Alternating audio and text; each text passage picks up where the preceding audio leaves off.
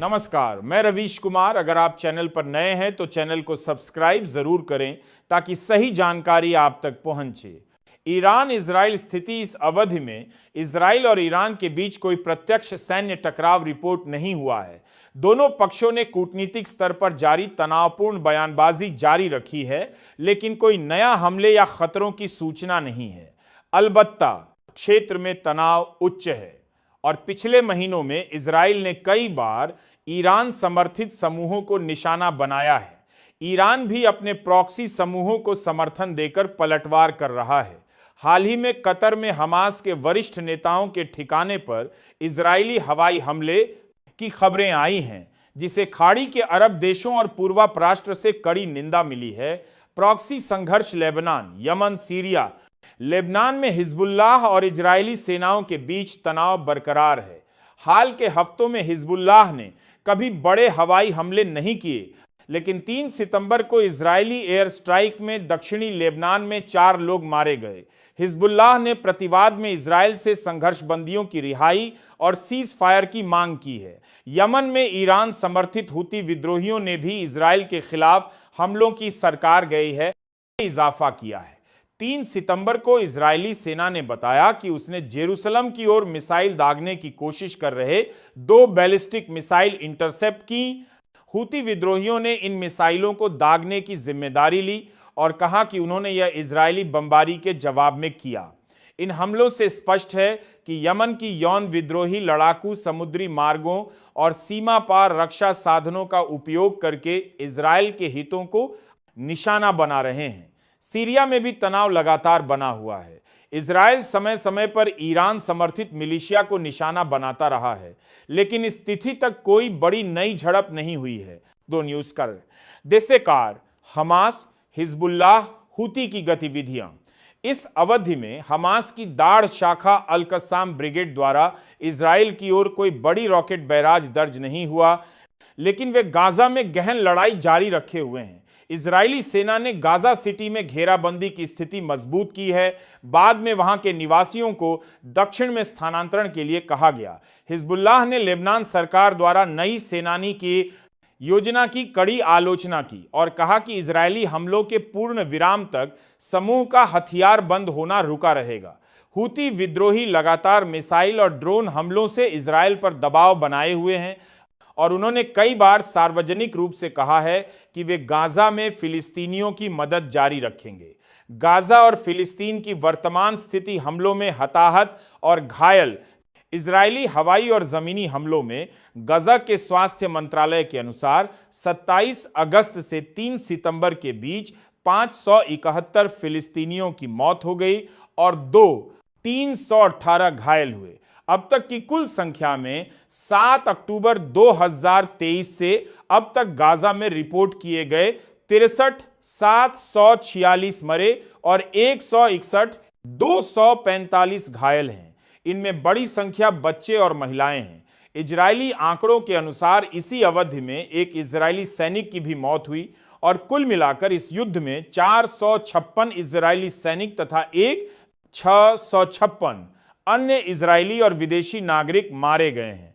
हाल ही के हमलों में कम से कम 27 लोगों की मौत की तस्वीरें सामने आई हैं। स्थानीय अस्पतालों के आंकड़ों के अनुसार खाद्य एवं जल संकट। गाजा में व्यापक अकाल छाया हुआ है। एक अंतर्राष्ट्रीय मॉनिटर ने आधिकारिक रूप से घोषणा की कि गाजा सिटी समेत कई इलाकों में भूखमरी फैली है और स्थिति और गहराने की आशंका है। यूनिसेफ व अन्य विशेषज्ञों का कहना है कि अब तक करीब 5 लाख से अधिक लोग क्षीणता, दरिद्रता और मौत की कगार पर हैं। सितंबर के अंत तक यह संख्या 4 लाख तक पहुंच सकती है। गाजा की स्वास्थ्य मंत्रालय ने 24 घंटों में भूख प्यास के कारण 10 और लोगों की मौत की पुष्टि की है। सिविल सुविधाएं बुरी तरह जर्जर हैं। स्कूलों का संचालन लगभग ठप है। अस्पताल दवा और उपकरणों की कमी से संघर्ष कर रहे हैं और पानी, भोजन की भारी कमी है। संयुक्त राष्ट्र सहित राहत एजेंसियां लगातार ट्रक, रोड मार्गों और हवाई काफिलों से सहायता पहुंचा रही हैं, लेकिन इसकी मात्रा बेहद कम है। राहत कार्य और अंतर्राष्ट्रीय रिपोर्ट संयुक्त राष्ट्र के अनुसार गाजा में रोजाना लगभग 600 मालवाहक ट्रकों की जरूरत है, जो युद्ध से पहले की स्थिति थी। लेकिन इजरायली दिशा भी 50-100 ट्रक प्रतिदिन ही पारित कर रही है। यूएई ने दक्षिण गाजा के खान यूनिस तक 6.7 किमी की पाइपलाइन बनाकर स्वच्छ जल पहुंचाने की पहल की है। संयुक्त राष्ट्र की पाइपलाइन प्रतिदिन ही पाइपलाइन ट्रक की जो समदर अभी आ जाए संयुक्त राष्ट्र की यूस आस्का जो से बैठकें और मानवीय संगठनों की रिपोर्टों में लगातार मदद पहुंचाने की अपील हो रही है। अंतर्राष्ट्रीय रेड क्रॉस ने चेताया है कि गाजा सिटी की सामूहिक निकासी वर्तमान हालात में पूरी तरह असंभव है, क्योंकि बचे हुए इलाकों में विस्थापितों को ठहराने की न तो पर्याप्त जगह है और न ही भोजन पानी सुरक्षा की व्यवस्था। रेड क्रॉस प्रमुख मिर्जाना स्पोलियारिक ने कहा, गाजा सिटी की सामूहिक निकासी सुरक्षित तथा सम्मानजनक तरीके से करना फिलहाल नामुमकिन है। नागरिकों की स्थिति 2 साल के युद्ध के बाद गाजा की आबादी करीब 90% विस्थापित है।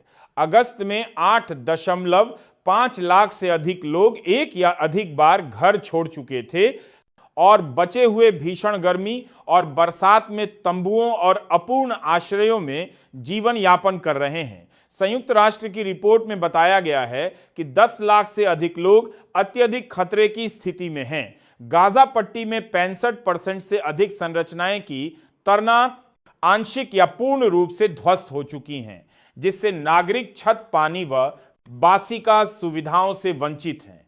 बच्चे व्यापक कुपोषण की चपेट में हैं। पिछले 3 महीनों में 44,000 से अधिक कुपोषित बच्चों को पोषण केंद्रों में भर्ती किया गया है। पिछली तिमाही की तुलना में 50% अधिक स्कूल बंद हैं और लाखों बच्चे शिक्षा से वंचित हो गए हैं। अबू उबैदा की मृत्यु पर स्थिति आ गया है। दूर से 50% आधेसार के लिए की जम्पर वंचित नहीं किया गया है।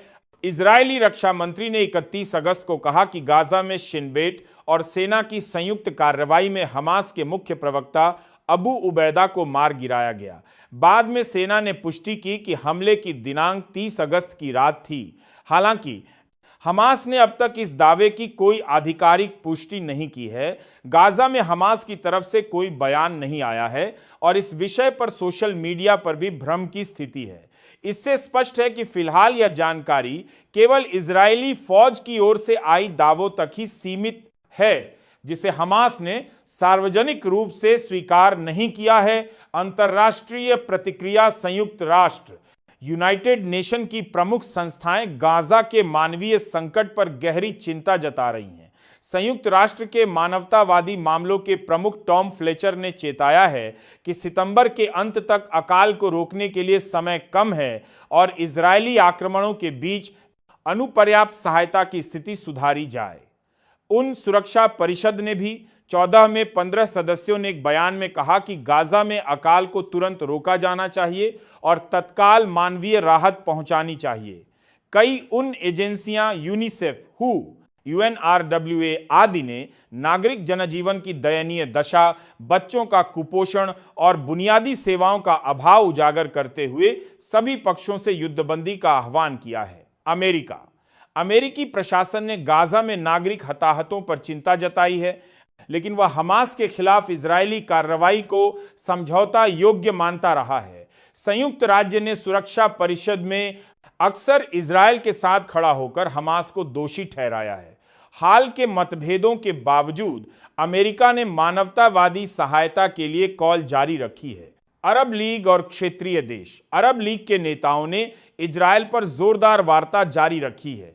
कतर, संयुक्त अरब अमीरात, सऊदी अरब और मिस्र सहित कई अरब देशों ने इजरायली हमलों की निंदा की है और तत्काल यथार्थवादी सीजफायर की मांग की है। सितंबर 2025 के आरंभ में ही कतार में हमास नेताओं पर हमले के बाद क्षेत्रीय प्रतिक्रिया और तेज हुई है, जहां कई अरब शक्तियों ने इसे निराश्रित हमला करार दिया। यूरोपीय संघ ने मानवीय संकट पर बेहतरीन सहायता देने का दावा किया है और संघर्ष विराम की वकालत की है। यू की उच्च प्रतिनिधि काजा काला ने हाल ही में कहा कि यूरोप गाजा को सहायता देने में सबसे सक्रिय रहा है और फिलिस्तीनी समुदाय का सबसे बड़ा दानदाता बना हुआ है। यूरोपीय सांसद और कई सदस्य देशों ने भी इजरायली कदमों की आलोचना की और हमास पर प्रत्यक्ष रूप से हमले बंद करने की बात कही है। भारत ने खुलेआम युद्ध समर्थन की बजाय मानवीय पक्ष को प्राथमिकता दी है। विदेश मंत्रालय ने कहा है कि सभी पक्षों को बुनियादी मानवाधिकारों और नागरिकों की सुरक्षा सुनिश्चित करनी चाहिए। भारत ने पहले भी संयुक्त राष्ट्र में गाजा से संबंधित कई साझी प्रस्तावों का समर्थन किया है और इस संघर्ष में अतिवादी तत्वों से दूरी बनाए रखी है। साथ ही भारत ने फिलिस्तीनी शरणार्थियों के लिए यूएन एजेंसियों को वित्तीय सहायता जारी रखी है। ईरान इजराइल शत्रुता का इतिहास। 1979 में ईरान में इस्लामी क्रांति के बाद दोनों देशों के संबंध बेदम हो गए। ईरान ने इजराइल को जायोनी शासन कहकर खारिज किया है, जबकि इजराइल ईरान के परमाणु कार्यक्रम और क्षेत्रीय विस्तारवाद को घोर खतरा मानता है। पिछले दशकों में इजराइल और ईरान के बीच कई बार छत्रागीता है ऊपा संघर्ष चला है। इजराइल ने समय समय पर ईरान के परमाणु सुविधाओं और उसके सैन्य नेतृत्व को निशाना बनाया है तथा ईरान ने इजराइल के खिलाफ अपने प्रॉक्सी समूहों हिजबुल्लाह, हूती, इराकी खुफिया शाखा आदि का समर्थन किया है। अक्टूबर 2023 से शुरू हुआ हमास इजराइल युद्ध। 7 अक्टूबर 2023 को हमास और अन्य गाजा समूहों द्वारा इजराइल में बड़े पैमाने पर हमला किया गया, जिसमें लगभग 200 इजरायली नागरिक मारे गए और 251 को बंधक बना लिया गया। इसके जवाब में इजराइल ने गाजा पट्टी पर व्यापक सैन्य अभियान शुरू कर दिया। स्वास्थ्य विभाग के आंकड़ों के अनुसार इस युद्ध में अब तक 60 से अधिक फिलिस्तीनी मारे जा चुके हैं। गाजा शहरों पर तेज बमबारी हुई, सैनिक धरती पर घुसे और इलेक्ट्रिसिटी, पानी समेत बुनियादी सेवाएं बहाल रखने के प्रयास ठप कर दिए गए। इस अवधि में कई छोटे मोटे सीजफायर और बंदूकबंदी समझौते हुए, लेकिन लंबे समय तक नहीं टिके। जनवरी 2025 में एक अस्थायी बंदूकबंदी हुई, पर मार्च में संघर्ष फिर से भड़क उठा। इस नवीनतम दौर में इजराइल ने गाजा सिटी को निशाना बनाते हुए वहां के आसपास का इलाका घेर लिया और बड़े पैमाने पर विस्थापन हुआ। ईरान समर्थित समूहों की भूमिका। गाजा में हमास और फिलिस्तीनी इस्लामिक जिहाद पीजे के अलावा लेबनान की हिजबुल्लाह, ईरान द्वारा गठित इराकी शिया मिलिशिया कुद्स ब्रिगेड और यमन के हूती विद्रोही भी इजराइल ईरान तनाव का हिस्सा बने हुए हैं। युद्ध के दौरान हिजबुल्लाह ने अक्सर उत्तरी इजराइल में रॉकेट दागे और इजरायली सेनाएं दक्षिणी लेबनान में घुसने लगीं। हूती विद्रोहियों ने लाल सागर में कई मिस्र जहाजों पर हमले किए और इजराइल की एयरपोर्ट के आसपास ड्रोन हमले किए हैं। ये समूह इजराइल पर हमले कर गाजा के लोगों का समर्थन दिखाते हैं और साथ ही ईरान अपनी छुपी रणनीति के तहत इजराइल को धक्का देता रहता है। गाजा पट्टी का परिचय। गाजा पट्टी भूमध्य सागर के किनारे लगी लगभग 41 किलोमीटर लंबी और 6-12 किलोमीटर चौड़ी किस्त है। यहां करीब 23 लाख लोग रहते हैं, जो दुनिया में सबसे घनी आबादी वाले इलाकों में से एक है।